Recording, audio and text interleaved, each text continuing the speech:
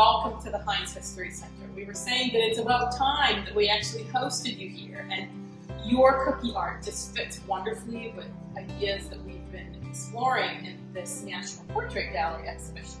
So first, tell us a little bit about yourself and your background as an artist. How did you come to use cookies as your medium? Right.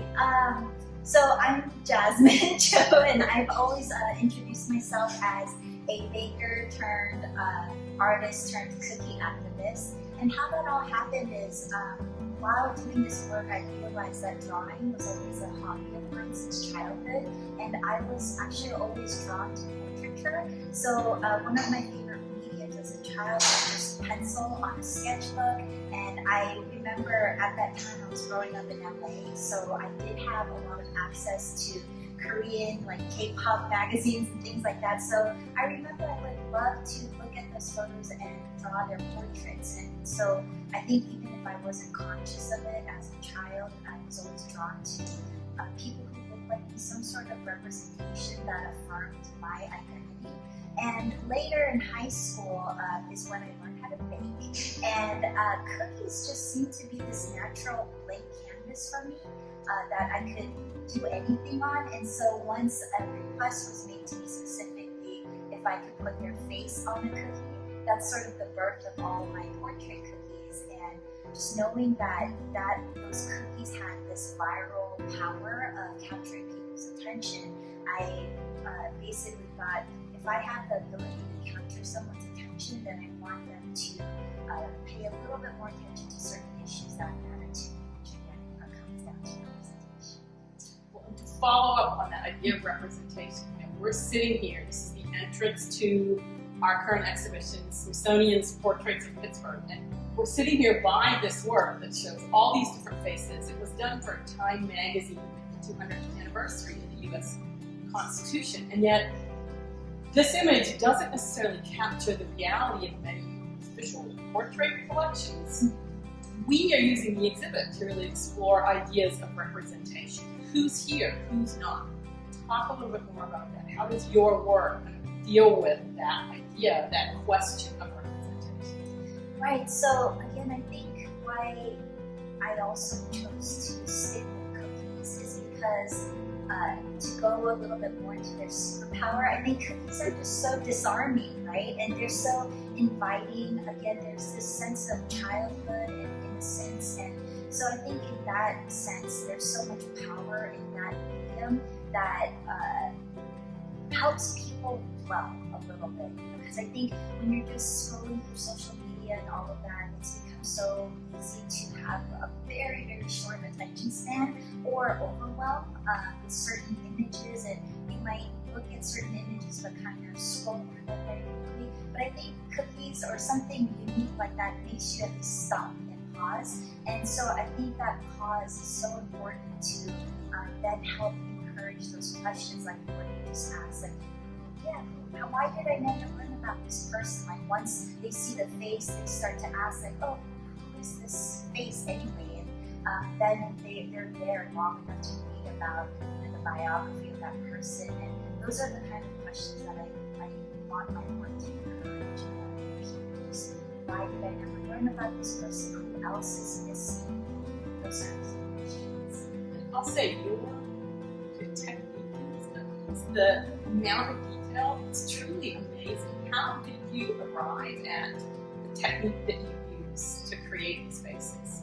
Well, I think before everything, again, was very freehand, just drawing, and again, because I had always loved doing it since childhood. I got a lot of practice in it, but I think there's such a deep sense of intimacy with someone's face again, and so I with the whole attention to details, it's the fact that I don't want to miss out on any details of a person's face because it is so related to their identity. And so, yeah, I don't know, I think coming to the technique now with my cookies, because I've started to produce them on a more mass scale, I do now employ the help of a projector. So I'll do like a cookie image and a projected image to make sure that nothing is missing. Well, and as you've said, I've seen some of your other interviews, and you said it's very important to you to make sure that you get an accurate representation to that person. Right. So how do you decide who to depict?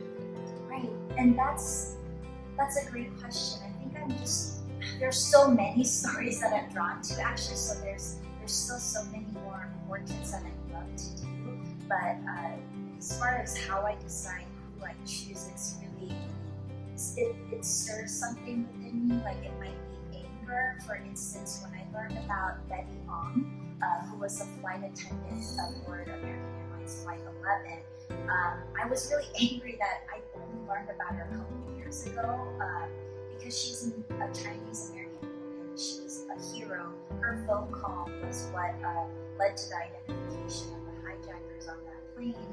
And a lot of the hero stories that I heard about 9/11 didn't really include Asian American or specifically even South Asian American people who were affected, or contributed to potentially saving hundreds of lives, I think. So it might be a sense of anger, or it might be a sense of like inspiration, awe, or joy. I remember doing a portrait of a little baby whose name was JJ. He's not such a baby anymore, but I call him the original woke baby, because he had this protest sign during the Women's March that said, I love naps, but I stay woke. So sometimes it's joy, sometimes it's anger, but definitely something that stirs up emotion.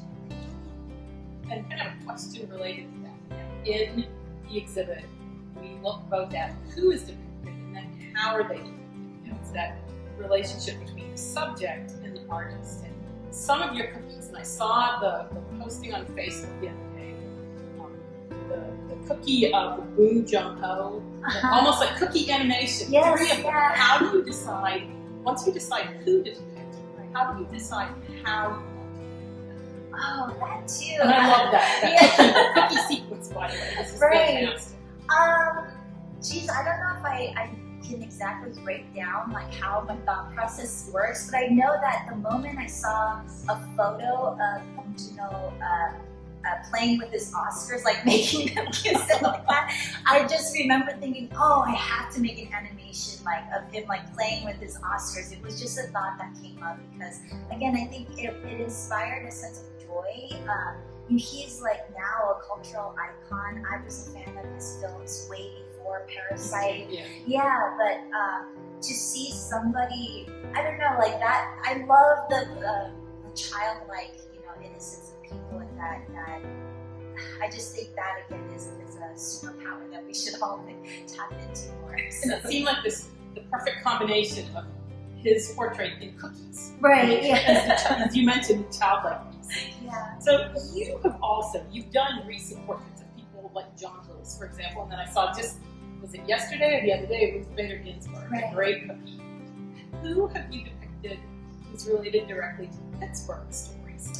Oh, so the first time that I decided to really put out portrait cookies as a form of art, like in the sense of like, okay, I'm gonna do a gallery of cookie portraits, was I think back in 2006. It was one of the first Squirrel Hill night markets that I had participated in, or one of the first, and that specific night market was sponsored by the city with an initiative called I think, and it was a welcoming Pittsburgh type of initiative focused on our Asian American community. So I felt like it was such an apt opportunity to highlight Pittsburgh's Asian American movers and shakers, who I know that I knew about, but I felt were not as prevalent in our local media. And at that time, who I had featured were Mayor Lizardo, who co-founded Food Rescue, Dr. Freddie Fu, who's a very established sports medicine doctor. Yeah, Dr. Freddie Fu. He's very active.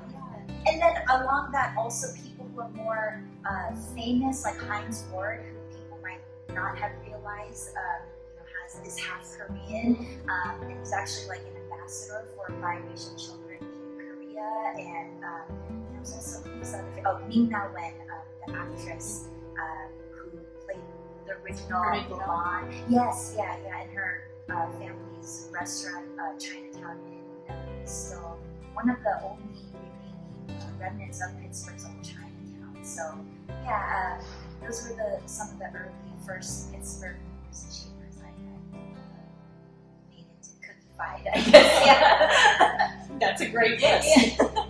And I'll tell you, one of the things that I appreciate about your cookies too is that I noticed there's a lot of women depicted. One of the other themes we've been working on this year because of the anniversary of the 19th Amendment is that role of women in history. And I have to say, when we were kind of looking at the research for this program, I actually went to the National Portrait Gallery site to research their portraits. And I was looking for Asian Americans or backgrounds similar to some of the people you depicted, who's in the portrait gallery. And there are some, it's not a huge number, just because we've had other challenges in this exhibit. I noticed there were a lot more men than women, which is consistent with the rest of their collection. Can you say a little bit more about your depiction of women as some of the heroes who are included in your kind of cookie Hall of Fame? You know, that's so interesting you asked this question because, or like brought that up and pointed out that you noticed that I depict a lot of women, because I don't think I was consciously doing that. But that again, I think is a testament to how I'm naturally drawn to those stories that represent my gender representation and identification. So again, I think that's why representation matters so much. I must be naturally drawn to the stories of other Asian American women. And again, you asked earlier, like what inspires me as far as the choices I make of whose portraits I decide on. And I think that again testifies to the connections that I feel to certain missing stories and the injustice I feel like, oh, like I wish I had learned about this inspiring woman who also maybe happened to look like me or shared a type of facet of my lived experience that I wouldn't have felt so alone and confused and growing up. So. Now, I understand you have a book, Oh, children's book yeah. out too. So tell us a little bit more about the book. Yeah, so that it's really interesting. Again, because I was always drawn to portraiture and drawing and all of that as a kid, I think I had always dreamed of publishing a children's book one day. And just back in 2017 is when I decided to go back to school, and I ended up studying art therapy at Cargo University. And during the program, there's a lot of studio art classes that I do. And so one of my painting courses focused on portraiture, coincidentally. And our final project was, one of the options was to do a children's book. So I said, you know what, I should actually try to make the book that I always wanted to put out into the world. And so that's kind of how it came about. And then I self-published it. It's called Role Models Who Look Like Me. And the response to it, again, has been so affirming, because it's technically a children's book, but so many people like my age or just adults were like coming to me teary-eyed and crying and saying that's the book that they wish they had as a kid. So yeah, it's How does your cookie activism fit with your larger goal of art therapists? Because you mentioned you studied art therapy. So what's next for Jasmine on the horizon? So now I'm pursuing my master's in art therapy, and I would really love to research and continue researching actually the therapeutic impacts of baking. I know for me, cookie activism is one part therapeutic because it's been so empowering. It's just simply been a type of artistic medium that's allowed me to connect to these missing parts of my heritage and this history that I've yearned for so much, but also the process of baking is so slow and deliberate, and I think that's why it can be very healing for people who might need some structure or slowing down, and so that's what I'm hoping to do next. I'll tell you, I saw the post you did on the depression/opportunity cake. You talked about your theories behind baking, why it was so therapeutic. And it had to be one of the best explanations I saw for why everybody all of a sudden is doing sourdough and they wanted to do bread as opposed to other kinds of cooking. That it's this very sort of meditative process. So I have to say, I thought that was a wonderful post too. Thank you so much. So we typically, as part of the programming behind this exhibition, I've been asking everybody, who's missing? Who would you like to see here? And I'll tell you what, you already mentioned a couple people who have been posted on our Who's Missing board, but to your personal philosophy, who are Pittsburghers who you think should be, for example, in the National Portrait Gallery? And with that question in mind, I know having the opportunity to display here, it was really tough actually, which was a good problem to have, that I realized there were so many Asian American leaders that were friends who I considered to be inspirational that I wanted to capture in portrait. But some of the few leaders that I've chosen are Wazi Mohammed. He was the former executive director of the Islamic Center of Pittsburgh, who immediately did just the most inspiring response after the Tree of Life shooting, and he and his congregation had raised over $70,000, I think, within just 24 hours, and he inspired everyone to just stand watch in front of the synagogue to communicate a sense of safety and solidarity to the community. There's also Miriam again, who was the former executive director of Scroll Hill Urban Coalition. Now she's serving as, I think, the director of global education and inclusion at St. Edmund's Academy, and she's actually been a very personal mentor to me, and she really did. I credit her as the person who spearheaded our Lunar New Year celebrations that happen now every year in the community of Scroll Hill, which is where I live too. So that's always been really like I've always appreciated everything that she does. Like, she does so much behind the scenes, and it felt like she very much deserved the portrait and acknowledgement of everything she does for our location. But those are just two people. There's so many more that I could name. Yeah. And for our History Center audience, we'll provide you with more information on where you can see those cookies, as well as some links to some of the other material we've been talking about in the interview. So tell us, Jasmine, we talked about your cookie portraits, what led you to art therapy, but what brought you to Pittsburgh in the first place? Yeah, initially what brought me to Pittsburgh was school. I came right after graduating from high school to start college at Duquesne University. And that decision was also influenced because I have some family friends that live in Kensington, so it didn't feel like I'd be totally alone to move to a new city. So that's what initially brought me here. I had actually left after 3 years, unplanned, but my father had to get open heart surgery, and him being a martial artist, I felt like I was called to be on his side. But the reason that I came back really is that, you know, Mr. Rogers' neighborhood sense of community, the cost of living was very kind to me, and again, like, there were these educational opportunities if I wanted to go back to school. And there were a lot of factors actually that brought me back, and I think those same factors are here. And you mentioned your father. I think your own father kind of has his own kind of historical niche in things, doesn't he? Didn't you say he introduced, is it Taekwondo? Yes, I'm not a martial artist, yeah. so forgive me. But That's perfect. Yeah. So he is credited as one of the pioneers who helped bring the Korean martial art as Taekwondo to the Western world. And so a lot of people are like, where's his cookie? You know, like, where are his portraits? Yeah. So I did actually give to him personally a cookie portrait of him and actually my mother as a wedding anniversary. But he's actually a person who I should definitely do a portrait of as well. Yeah.